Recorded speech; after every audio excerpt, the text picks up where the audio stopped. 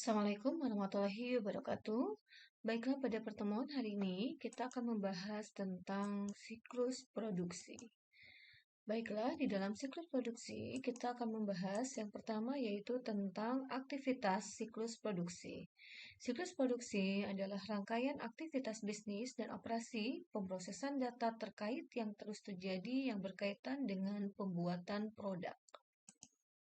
Adapun informasi akuntansi biaya yang akurat dan tepat waktu merupakan input penting dalam keputusan mengenai hal-hal berikut, yaitu bauran produk, penetapan harga produk, alokasi dan perencanaan sumber daya, dan manajemen biaya. Terdapat 4 aktivitas dasar dalam siklus produksi. Yang pertama, perancangan produk. Yang kedua, perencanaan dan penjadwalan produksi. Yang ketiga, operasi produksi. Dan yang keempat, akuntansi biaya. Langkah pertama dalam siklus produksi adalah perancangan produk. Tujuan perancangan produk adalah untuk merancang sebuah produk yang memenuhi permintaan dalam hal kualitas, ketahanan, dan fungsi, dan secara simultan meminimalkan biaya produksi. Dokumen dan prosedur, yaitu aktivitas perancangan produk menciptakan dua dokumen, yaitu daftar bahan baku dan daftar operasi. Bagaimana para akuntan dapat terlibat dalam perancangan produk? Para akuntan dapat memberikan informasi yang menunjukkan bagaimana berbagai desain dapat mempengaruhi biaya produksi dan tingkat laba, akan memastikan bahwa SIA dirancang untuk mengumpulkan dan memberikan informasi mengenai biaya penyetaran mesin dan penanganan bahan baku yang terkait dengan berbagai alternatif desain produk, dengan memberikan data mengenai biaya perbaikan dan jaminan yang terkait dengan produk yang ada, dapat berguna untuk mendesain produk yang lebih baik. Langkah kedua dalam siklus produksi adalah perencanaan dan penjadwalan. Tujuan dari kegiatan ini adalah mengembangkan rencana produksi yang cukup efisien untuk memenuhi pesanan yang ada dan mengantisipasi permintaan jangka pendek tanpa menimbulkan kelebihan persediaan barang jadi. Apakah dua metode yang biasa dari perencanaan produksi, yaitu perencanaan sumber daya produksi dan sistem produksi just in time? Adapun dokumen, formulir, dan prosedur adapun dokumen formulir dan prosedur yang ada dalam perencanaan dan penjadwalan. Yang pertama adalah jadwal induksi produksi, yaitu menspesifikasikan seberapa banyak produk akan diproduksi selama periode perencanaan dan kapan produksi tersebut dilakukan. Permintaan bahan baku yang mensahkan pengeluaran jumlah bahan baku yang dapat dibutuhkan dari gudang ke lokasi pabrik tempat bahan baku tersebut dibutuhkan. Perpindahan selanjutnya dari bahan baku di sepanjang pabrik yang akan didokumentasikan dalam kartu perpindahan.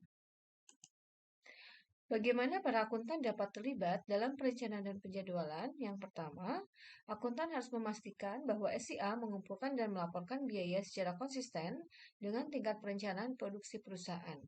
Para akuntan juga dapat membantu perusahaan memilih antara metode MRP atau just in time untuk melihat manakah yang lebih tepat untuk perencanaan dan penjadwalan produksi perusahaan. Langkah ketiga dalam siklus produksi adalah operasi produk. Cara aktivitas ini dicapai sangat berbeda dari berbagai perusahaan. Kemudian ada yang dinamakan namanya Computer Integrated Manufacturing, yaitu penggunaan berbagai bentuk IT dalam proses produksi seperti robot dan mesin yang dikendalikan oleh komputer untuk mengurangi biaya produksi.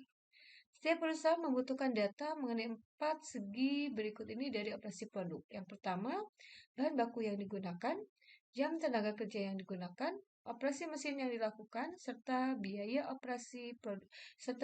overhead produksi lainnya yang terjadi. Langkah terakhir dalam siklus produksi adalah akuntansi biaya.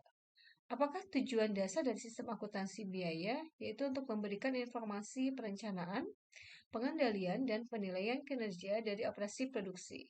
Memberikan data biaya yang akurat mengenai produk untuk digunakan dalam menetapkan harga serta keputusan bauran produk.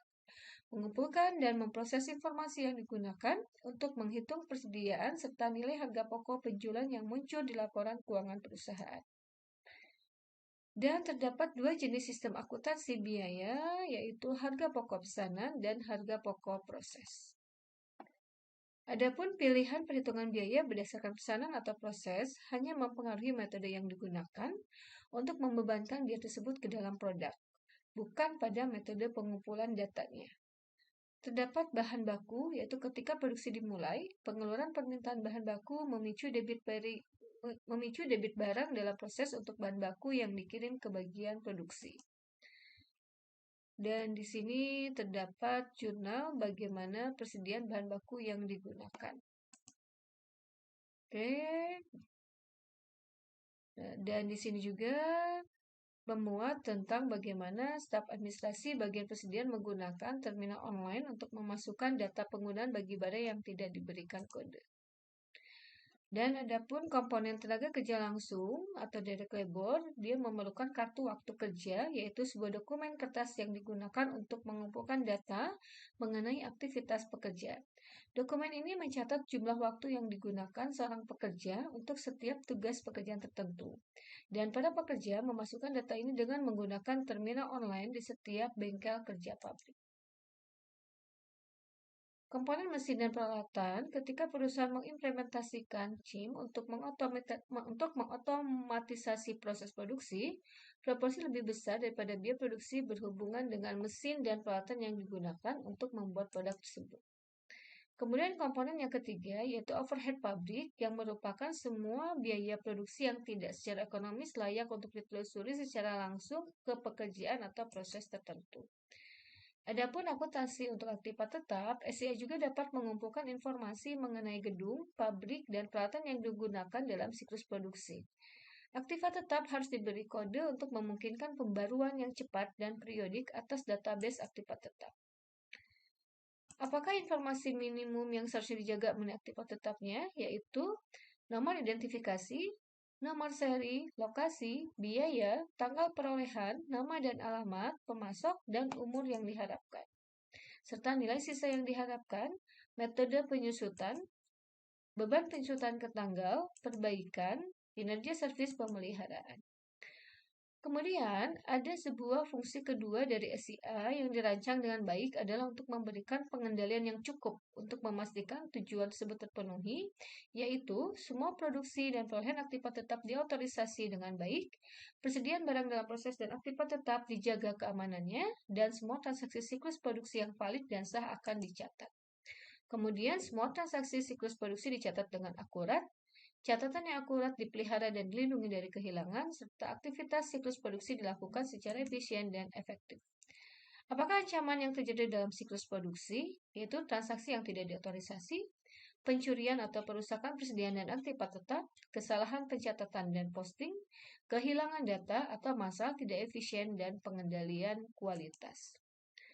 Kemudian, apakah prosedur pengendalian, yaitu merupakan ramalan penjualan dan catatan persediaan yang akurat, otorisasi produksi, larangan akses ke program perencanaan produksi dan ke dokumen pesanan produksi yang kosong, tinjauan dan persetujuan biaya aktiva modal. Adapun di sini juga masih membahas tentang pengendalian siklus produksi ya, yaitu adanya dokumentasi internal perpindahan persediaan, pemisahan tugas yang memadai, otomatisasi data sumber, pengendalian edit entry data online, cadangan dan prosedur pemulihan bencana, laporan kinerja reguler, dan biaya ukuran pengendalian kualitas. Fungsi ketiga SIA adalah untuk memberikan informasi yang berguna untuk pengambilan keputusan. Dalam siklus produksi, informasi biaya adalah dibutuhkan oleh para pemakai internal dan eksternal. Kebanyakan sistem akuntansi biaya telah didesain untuk memenuhi permintaan pelaporan keuangan. Kemudian, apakah pemecahan potensial pada ketikan pertama? Di sini ada kebutuhan informasi dan prosedur, perhitungan biaya aktivitas atau ABC. Kemudian di sini juga terdapat 3 perbedaan antara ABC, activity based costing, dan pendekatan tradisional ke perhitungan biaya produksi. Tadi ada metode ABC dan tradisional ya. Overhead yang berhubungan dengan batch, overhead yang berhubungan dengan produk, overhead keseluruhan pabrik. Apakah manfaat dari sistem ABC? Yaitu keputusan yang lebih baik, peningkatan pengelolaan biaya. Kemudian, di dalam model data siklus produksi, guna memaksimalkan kegunaan manajemen biaya dan pengambilan keputusan, data siklus produksi harus dikumpulkan dari tingkat agregasi terendah. Entitas barang dalam proses digunakan untuk mengumpulkan dan merangkum data mengenai bahan baku, tenaga kerja, dan operasi mesin yang digunakan untuk memproduksi barang. Dan di sini terdapat model data siklus produksi ya, yang dimana terdiri dari pengeluaran bahan baku, operasi tenaga kerja, dan operasi mesin yang akan masuk ke dalam proses produksi barang dalam proses. Dan di sini juga terdapat siklus produksi di mana berkaitan dengan siklus biaya dan siklus pendapatan. Siklus produksi juga di sini ada pemakaian BTKL ya, kemudian nanti akan menentukan harga pokok produksi sehingga sampai penyampaian laporan.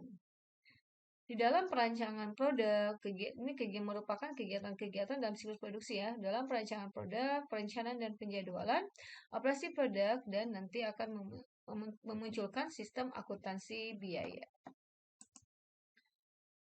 Oke, apakah hubungan antara barang dan proses dan ketiga entitas itu adalah satu ke banyak? Dapat mencerminkan apakah dari hubungan tersebut setiap proses produksi dapat mencakup sejumlah pengeluaran bahan baku, operasi tenaga kerja, dan operasi mesin. Setiap aktivitas ini dihubungkan dengan proses produksi tertentu. Dan di sini juga terdapat sebagian diagram research enterprise ya, siklus produksinya, pegawai, antara pegawai dan pengawas.